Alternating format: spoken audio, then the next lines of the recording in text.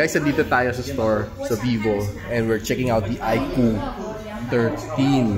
Guys, so, you know, yung kanyang camera bump. Umiilaw siya. Color green. Ganda. And of course, yung kanyang Mercedes na ano, tatlong stripes. Looks good dito. Very premium tingnan, no? So, check natin kanyang presyo.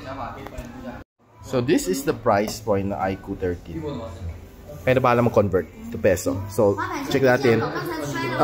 Okay. Looks good.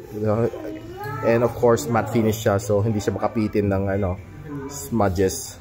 And yung kanya Mercedes logo dito. And what's nice dito is kanya may LED light dito. It's kanya camera bump. No? One of the first siguro to implement something like this one. Looks cool. And metal frame siya dito sa gilid. Medyo shiny lang siya. No? Medyo may pagka-iPhone siyang kanya itsura. And flat naman siya. Hindi siya curved edge. This is the specs, no? Ng iQOO 13. Sub it up, kita natin, no? Okay, maliit ang kanang punch hole, maliit din ang kanang bezel. Medyo, nabala, slight curve pala siya, hindi siya full curve, no? Ang liit ang kanang curve, if you're asking me, liit lang. Halos flat, hindi ko ramdam na curve siya, ganun pala yun, ang bago, no? May pagka-curve siya konti, no? Feels nice sa aking kamay. And check na natin ang kanyang camera. Tsura na natin to. Snap.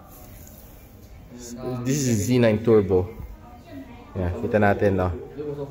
Kita mo mga dumi dito. And exactly, marumi nga talaga rin siya. No?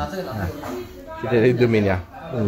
I expect this camera to perform. Kasi sinabi ko naman last time, yung iQOO 12 is really good one. So I expect this one to also be a good phone to have. So guys, don't forget to follow me. Baka i-review natin itong iQOO 13. Let me know in the comments.